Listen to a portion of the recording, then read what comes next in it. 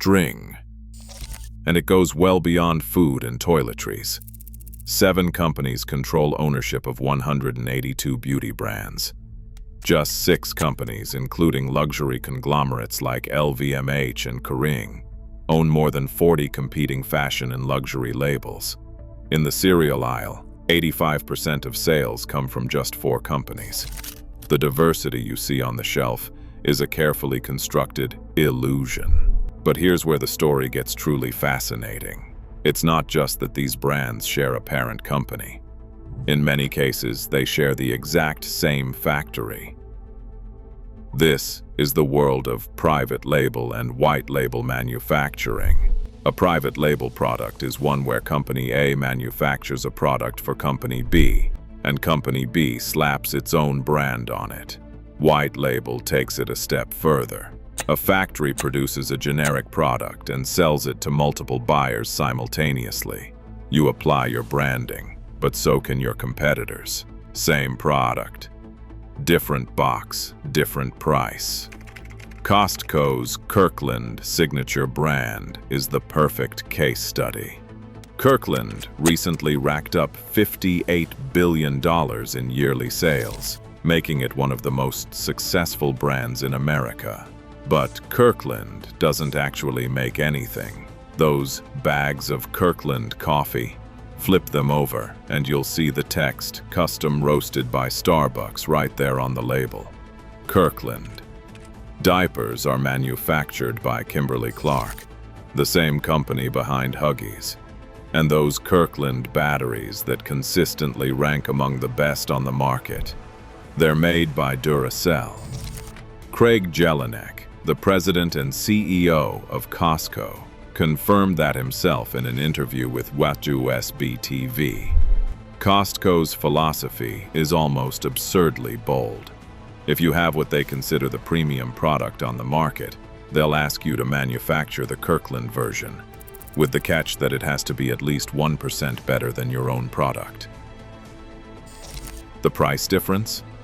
Trade name brands for store brands, and you'll save an average of 25%. Consumer Reports found savings ranging from 5% on frozen lasagna to 60% on ice cream. Brand name products are, on average, 30% more expensive than their generic counterparts, despite containing much the same ingredients. And in blind taste tests conducted by Consumer Reports in 2012, more than 50% of store brands matched or beat the quality of national brands. But here's the psychological twist. When consumers know they're tasting the generic version, they rate it lower, even if they preferred it blind. The brand isn't in the product, it's in your head. This phenomenon was exposed in the most dramatic way possible in March of 2007. On March 16th of that year, a Canadian company called Menu Foods initiated a massive pet food recall. The recall involved 60 brands of dog and cat food. Nearly 100 brands were eventually implicated. Over 53 million cans and pouches across the United States and Canada had to be pulled from shelves. Contaminated wheat gluten was the culprit. But the real revelation wasn't the contamination itself.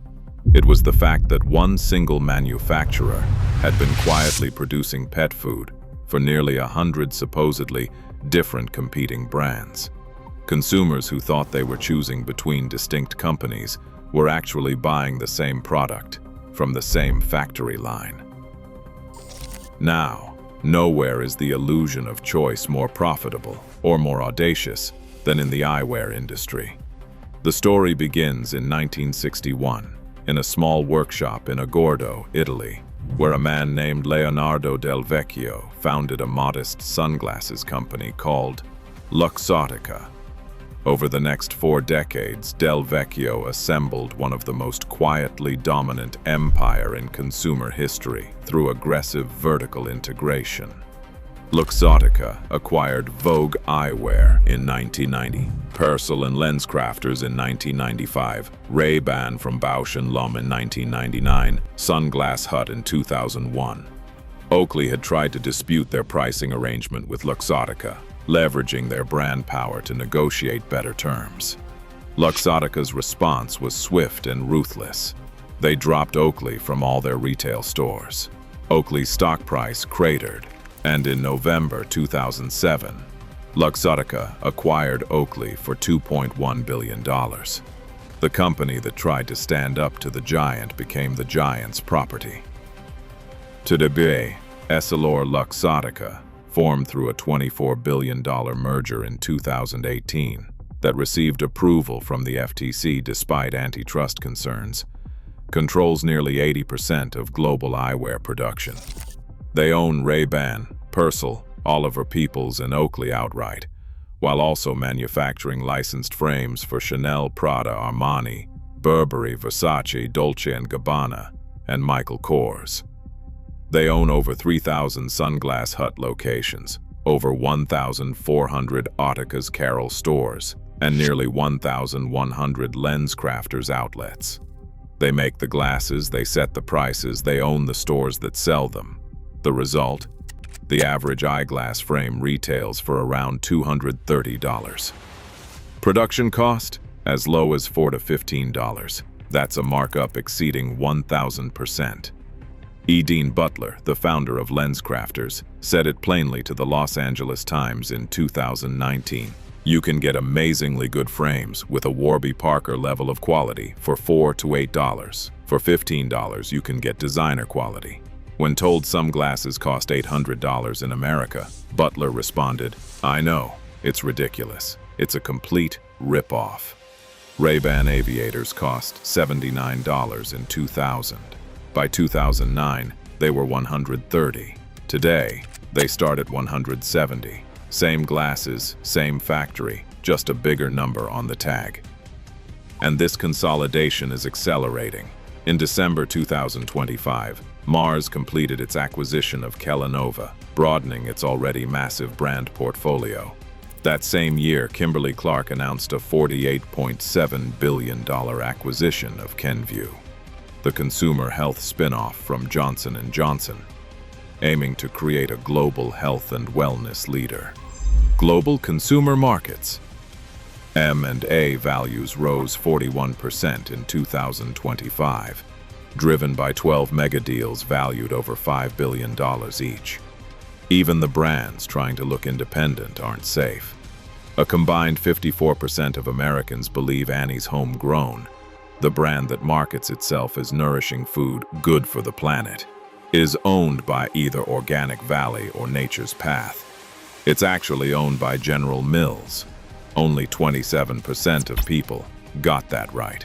And remember, when consumers boycotted Nike over the Colin Kaepernick ad campaign, pledging to buy Converse instead, Nike has owned Converse since 2003. The illusion of choice gives us a false sense of empowerment. We believe we can vote with our wallets, favoring responsible companies and punishing the ones we view as immoral. But when 10 companies own 500 brands and one factory supplies 100 labels, that vote doesn't count the way we think it does. The packaging changes, the logo changes, the price changes, but the product and the profit flow to the same place they always have.